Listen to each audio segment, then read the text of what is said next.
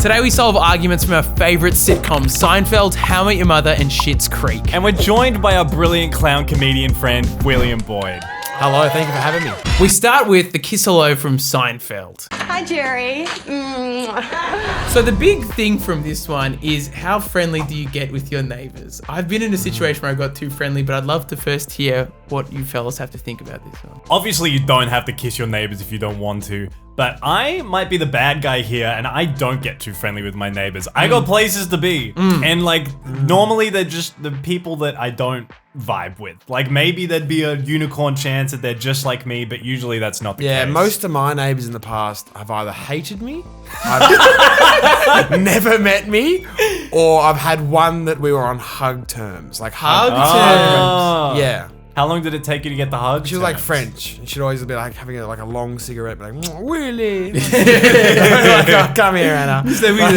Willie. Yeah. I got on hug terms with a neighbour down the road that was my boxing coach for some time, and it was great. So we were doing this contra deal where I teach him to DJ and he teach me to box. Dangerous. It was That personal space. Getting 1.5 meters. It was good until it wasn't when he started calling me all the time about DJing questions. And sometimes it'd be 9:30 at night, I'd just be in my house. And he'd be, hey, can you come over and do this thing for DJ? I'm like, just because you live nearby doesn't mean I'm at your beck and call.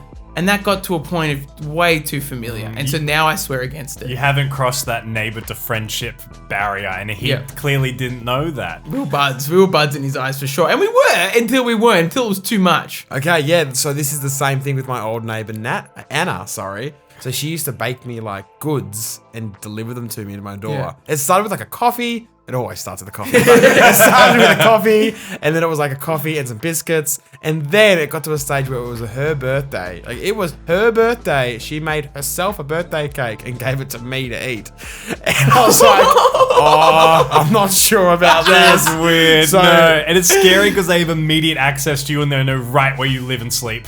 yeah, and my car park in the apartment block was outside her bedroom window. Oh. So if I was getting out of the car, you'd hear her like unlocking her door. Like, Willie, hello, I've missed you. Bonjour, please eat.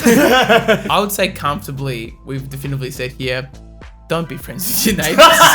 It's dangerous. They're going to call you. They're going to come to your door. Don't do it. So one I want to discuss is How I Met Your Mother. So Robin, in like the early episodes of season 1, is having a bunch of parties hosted for her by Ted at his apartment with Marshall to get her attention. How many parties can one person have? Yeah, let's say within a year, right? Within a year, like, Yeah. at what stage, like if I was hosting a party every day, like third party in a row, you'd be getting upset. I would say if it was more than 2 in a year, I'd be mad. But there's a bell curve, because 7 in a row, it's starting to get fun again. Yeah, no, I reckon. You know what I mean?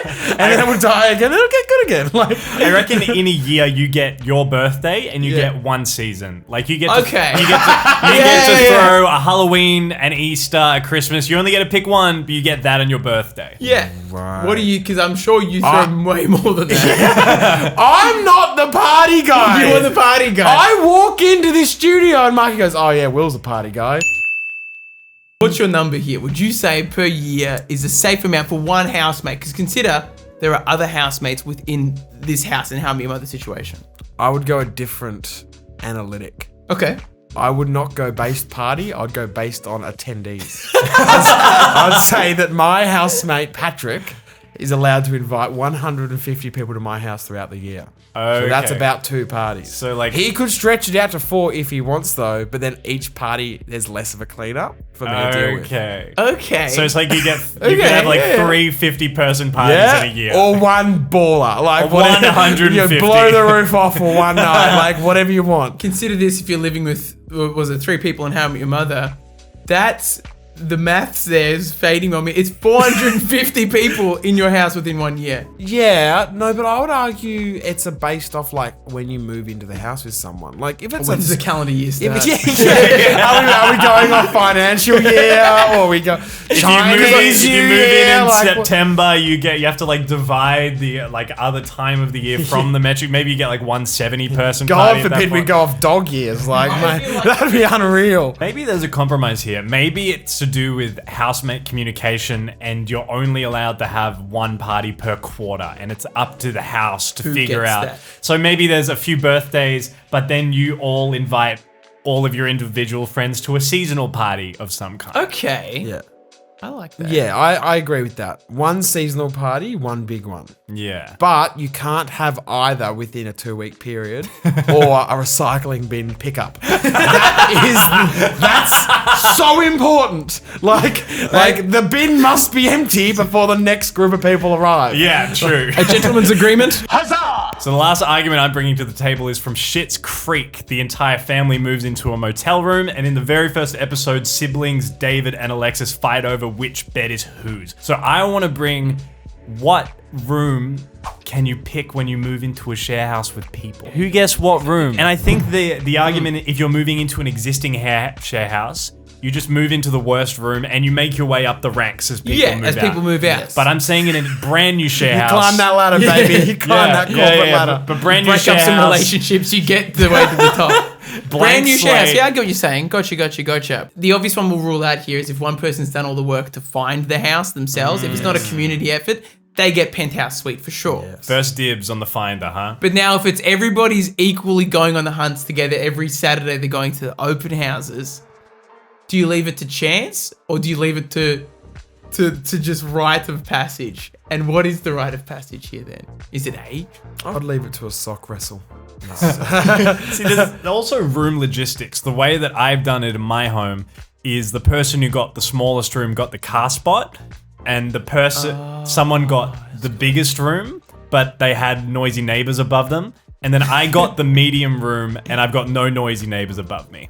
And no car spot. I feel And like you no can't car hold down that. I think with this, have a bit of fun with it. Like split up the house The assets of the house. the assets of the house like you would a loot after a bank robbery. Like, you know what I mean? Like you get the golden chain if I get $1,000 more. Yeah, okay. Deal. Gotcha. Like you get the car spot if I get the bed. You get the microwave to be on the bench where I wouldn't like it on the bench. If I could leave my boots on the dining room table. It is a real discussion. I mean, when Yeah. we came in here with all our stuff, it's like, let's just pause, figure out whose room is whose, and really make sure. Because we're about to lock into this for at least 12 months. Do we add in then?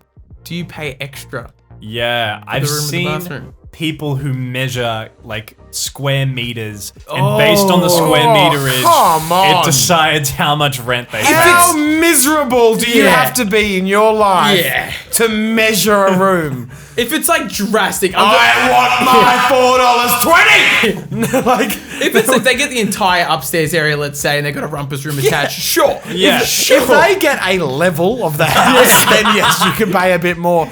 But like, I paid $20 more in my first big share house at uni because I got a huge room, an ensuite, and a massive walk-in robe. Yo. It was only and a private balcony. It had was amenities. only Yeah. $20 more. Like, sign me up. Yeah. But I'm not lubricated on this subject. Like, Yeah. you're like, I just reckon make it like a loot. Split up Make the it loot, fun. baby. Yeah. I think making it fun is great. I imagine this Hold styrofoam guns at each other and pretend like round table style, like dingy lighting. Yeah, everyone's just sitting around there ready to go. That's black fun. jacket. Oh, Yo. that would How be like a good. betting experience. If it's really truly equal and you can't decide how to split it up, maybe a game of some sort. I raised you the master bedroom, like you raised me, and then Mikey would win it because he is the last one with the master bedroom chip at the end of the game. Like, that's come on. Chance is fun until someone cracks the shits about having the worst end of the stick. I've had it Don't before. play chance. It's called chance. Don't sign up. Yeah. And maybe in that scenario, if it is a much smaller room, maybe take a bit of rent off or something.